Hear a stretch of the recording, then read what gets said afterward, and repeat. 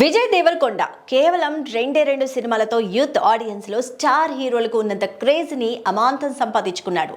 అయితే చాలా కాలం నుంచి వరుసగా డిజాస్టర్స్ ఫ్లాప్స్ తగులుతూనే ఉన్నాయి. రీసెంట్గా ఆయన గౌతమ్ తిన్ననూరితో కలిసి కింగ్డమ్ అనే చిత్రం చేశారు. షూటింగ్ కార్యక్రమాలు మొత్తం పూర్తి చేసుకున్న ఈ మూవీ ఈ నెల 31న ప్రేక్షకుల ముందుకు రాబోతోంది. ఇక ఈ సందర్భంగా విజయ్ దేవరకొండ ప్రమోషన్స్ లో భాగంగా ఇంటర్వ్యూస్ ని మొదలు పెట్టేశారు.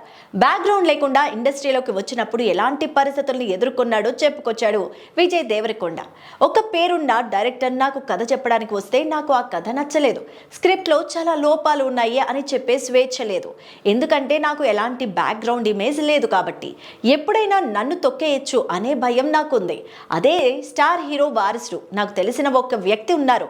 అతని సినిమాకి ఒకసారి స్టోరీలో లోపాలుంటే 10 మంది రైటర్స్ అందరూ కూర్చొని అతని కోసం పని చేశారు. నాకంత స్వేచ్ఛ ఇప్పటికీ లేదు అంటూ చెప్పుకొచ్చారు ఓపెన్ గా. ఇక ప్రస్తుతం విజయ్ దేవరకొండ కామెంట్స్ వైరల్ అవుతున్నాయి. అయ్యో పాపం అని కొందరు అంటుంటే ఎవరా సెలబ్రిటీ బిడ్డ అంటూ కొంతమంది రియాక్ట్ అవుతున్నారు. మూవీ ఇండస్ట్రీలో కూడా వారసత్వం రాజ్యమేలుతోందంటూ మరికొందరు అంటున్నారు.